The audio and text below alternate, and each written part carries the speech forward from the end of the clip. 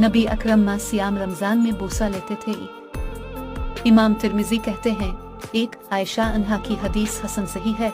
दुख इस बाब में उमर बन खिताब, हिफ्सा, अबू सईद खदरी, सलमा, इब्न अब्बास, अनस और अबू हुरैरा अन्हुम से भी अहादीस आई हैं। 3 साइम के बोसा लेने के सिलसिले में सहाबा किराम वगैरह का इख्तिलाफ है।